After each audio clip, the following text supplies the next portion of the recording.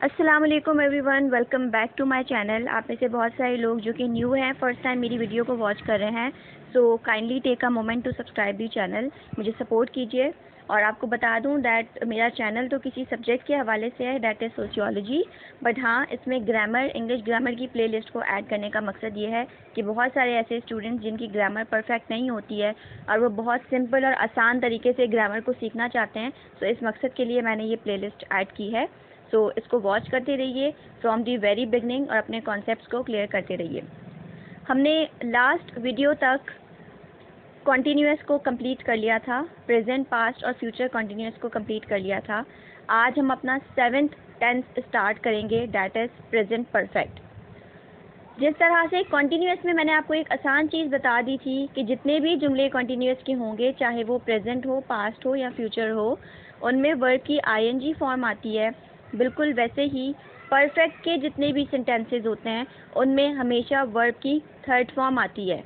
तो ये आपके लिए आसानी हो गई है। अगर आपका परफेक्ट प्रेजेंट का होगा, पास्ट का होगा या फ्यूचर का होगा, उसमें आप हमेशा वर्ब की थर्ड फॉर्म ही इस्तेमाल करेंगे।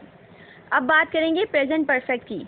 वो जुमले जिनके आखिर में चुका है, चुकी है, चुके हैं वगैरह आता है, वो जुमले प्रेजेंट परफेक्ट के जुमले होते हैं। यानी कोई ऐसा काम जो हो चुका है, दैट हैज़ बीन कंप्लीटेड। इसी तरह से अगर किसी जुमले के आखिर में ये भी लिखा हुआ है, मिसाल के तौर पे मैंने अपना काम मुकम्मल कर लिया है, तो ये जुमला भी प्रेजेंट परफेक्ट होगा। और मैं इसको ऐसे भी बना सकती हूँ, मैं अपना काम मुकम्मल कर चुकी हूँ, तो ये जुमला भी प्रेजेंट परफेक्ट का जुमला होगा। तो अक्सर ऐसा होता है क्योंकि हम पहचान में चुका है, चुकी है वगैरह को डिस्कस करते हैं, तो कोई जुमला अगर ऐसा आ गया जिसके आखिर में फॉर एग्जांपल मैंने अपना काम मुकम्मल कर लिया है, उसने खाना खा लिया है, तो बच्चे कंफ्यूज हो जाते हैं, स्टूडेंट्स कंफ्यूज हो जाते हैं कि इसको कैसे ट्रांसलेट करना है। तो इस तरह का जुमला भी आपको ये पॉइंट आउट करता है कि काम मुकम्मल हो चुका है, ऑलरेडी हो गया है। तो इस तरह के जुमलों के लिए भी आप प्रेजेंट परफेक्ट का फॉर्मूला इस्तेमाल करते हैं। ओके, प्रेजेंट परफेक्ट के अफर्मेटिव का क्या फॉर्मूला है? अफर्मेटिव का मतलब अगर आपका जुमले में कोई पॉजिटिव स्टेटमेंट है, अगर आपके जुमले में कोई पॉजिटिव स्टेटमेंट है और जुमला प्रेजेंट परफेक्ट है, तो वो अफर्मेटिव कहलाता है।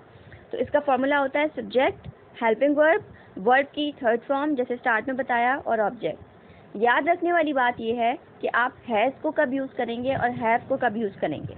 तो अगर आपका सब्जेक्ट आई, वी, यू, दे या कोई भी प्लूरल नेम होगा तो आप हैव यूज़ करते हैं, और अगर आपका सब्जेक्ट ही, शी, इट या कोई सिंगुलर नेम होगा तो आप हैज़ यूज़ करते हैं।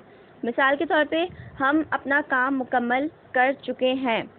अब आखिर में आ रहा है चुके हैं, इसका मतलब है ये प्रेजेंट परफेक्ट का जुमला है, तो आप इसको कैसे बनाएंगे? वी के साथ हैव आता है, we have completed our work. Next sentence है कराची में बारिश शुरू हो चुकी है।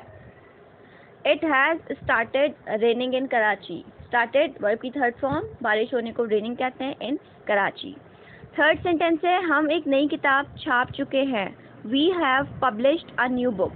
तो याद रखिएगा वो जुमले जिनके आखिर में चुका है, चुकी है, चुके हैं वगैरह आता है और साथ ही साथ पॉजिटिव स्टेटमेंट होती है, तो इसके लिए फॉर्मूला आपके सामने है और इसको आपने बिल्कुल इसी अंदाज में ट्रांसलेट करना है, जुमला कोई सा भी हो। अब बात करेंगे नेगेटिव की। नेगेटिव का मतलब होता है वो जुमले जिनमें नहीं का इस्तेमाल होता है। तो सारा फॉर्मूला सेम रहेगा जैसे आपने ऊपर देखा है, बस हेल्पिंग वर्ब के बाद हमेशा की तरह नॉट आ जाएगा। सब्जेक्ट, उसके बाद हेल्पिंग वर्ब, नॉट, वर्ब की थर्ड फॉर्म, ऑब्जेक्ट। वही वाली एग्जाम्पल है, हम अपना काम मुकम्मल नहीं कर चुके हैं। We have not completed our work. बस हर जगह पे आप हैव के बाद नॉट लगाते रहेंगे। कराची में बारिश शुरू नहीं हो चुकी है। It has not started raining in Karachi. हम एक नई किताब नहीं खरीद चुके हैं। We have not bought a new book. यानी सारा जुमला सेम रहेगा, बस हेल्पिंग वर्ब के बाद नॉट आ जाएगा। थर्ड सेंटेंस है, थर्ड टाइप है इंटेरोगेटिव, यानी सवालिया जुमले। यानी अगर आपका जुमला प्रेजेंट परफेक्ट है और सवालिया है, सवाल पूछा जा रहा है, तो आप क्या करेंगे?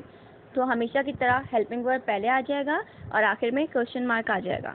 Have they completed their work, जो जुमला पहले था we have completed our work या they have completed their work, अब होगा have they completed their work और आखिर में क्वेश्चन मार्क। नेक्स्ट है has it started raining in Karachi, आखिर में क्वेश्चन मार्क।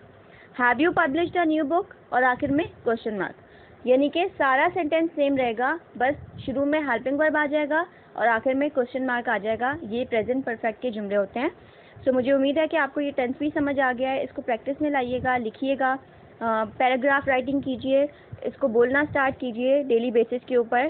सो इंशाल्लाह इसकी प्रैक्टिस बहुत अच्छे से हो जाएगी। मुझे दुआ में याद रखिएगा। Thank you.